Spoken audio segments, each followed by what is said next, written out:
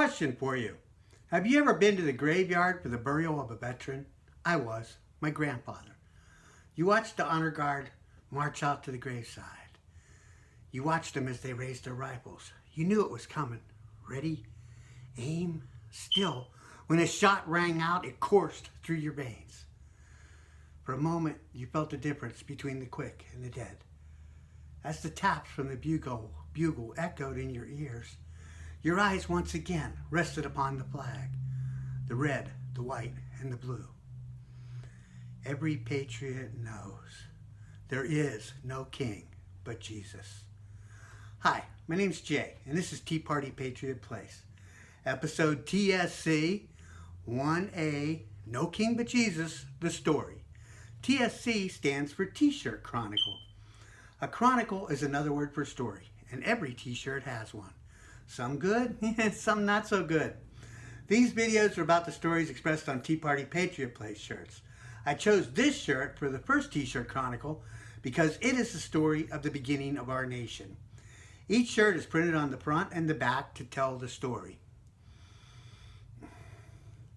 If there is a part B, like there is here, 1B, it will be an addendum.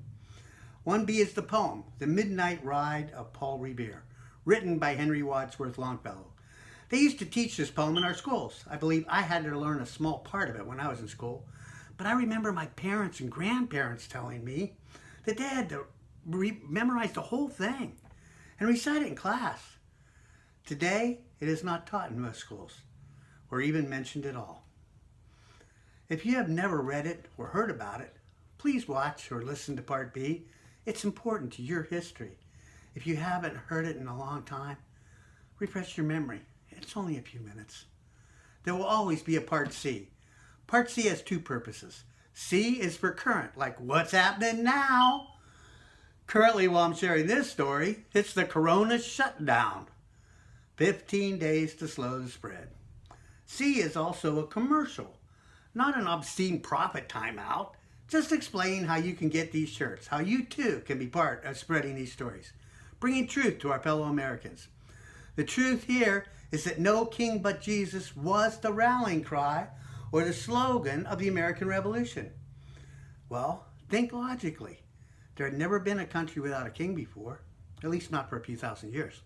The majority of the people at that time were royalists, meaning they supported the king. They just wanted to be able to worship as they saw fit and to have individual opportunity that was greater than what they'd left behind. They did not want anarchy. Someone needed to keep the peace and enforce the law. So they were content to live under the king. But the patriots saw more. They saw their God-given rights being trampled by the king. The patriots continued to speak of the freedom that our Creator had bestowed upon us. Samuel Adams, a pastor and the father of the American Revolution, said, "It does not take a majority to prevail, but rather an irate, tireless minority, keen on setting brushfires of freedom in the minds of men." You see, there had been a great awakening in the colonies just 50 years before.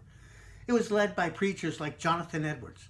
His message centered on the idea that humans were sinners, God was an angry judge, and individuals needed to ask for forgiveness. He also preached justification by faith alone. His famous sermon, Sinners in the Hands of an Angry God, spread quickly throughout the colonies. George Whitefield was a preacher who came over from England. He toured up and down the colonies in 1 year. He traveled over 5,000 miles while preaching over 350 sermons. No car. In 1 year. His style was charismatic, theatrical, and expressive. Whitefield would often shout the word of God and tremble during his sermons. People gathered by the thousands to hear him speak. Whitefield preached to common people, to slaves, to Native Americans. No one was out of reach. Even Benjamin Franklin, a religious skeptic to the least, was captivated by Whitefield's sermons, and the two actually became friends. There were other notable preachers as well, but the Great Awakening altered the religious climate in the American colonies forever.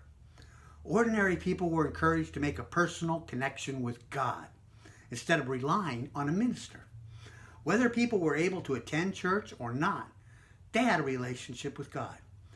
Many historians now say, no Great Awakening, no USA. I am honored that patriots are proud to wear these shirts and tell these stories. These stories are created to expand your knowledge. The more you know, the more you can teach. Remember the old adage, each one teach one?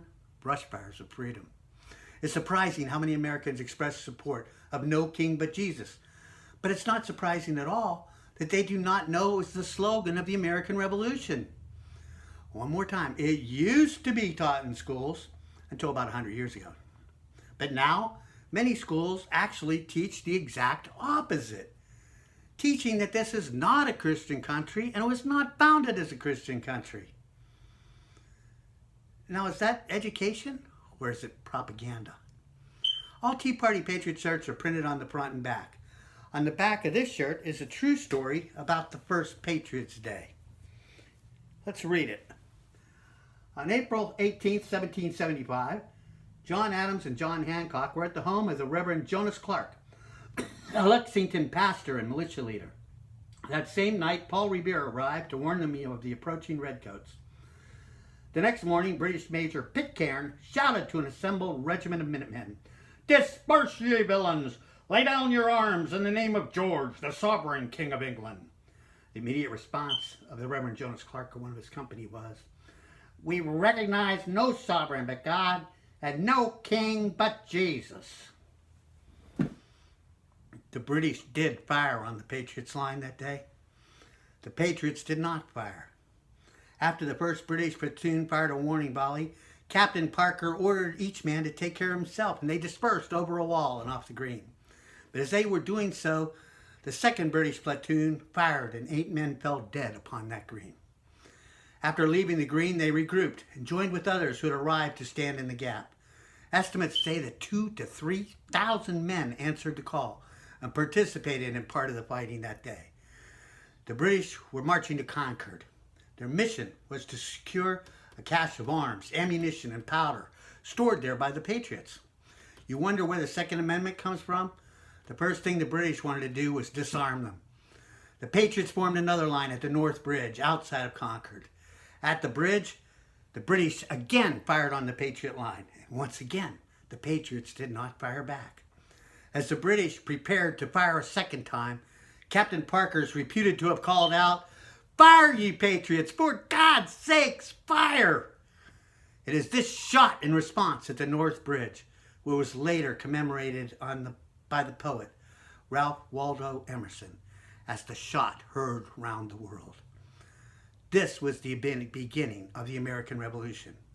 Patriots taking a stand, proclaiming truth, no king but Jesus. It is true that the courage of these patriots and their stand for freedom did echo around the world. But a closing question for you. What was truly heard around the world? Was it the shot or was it the word? Thanks for listening. God bless you.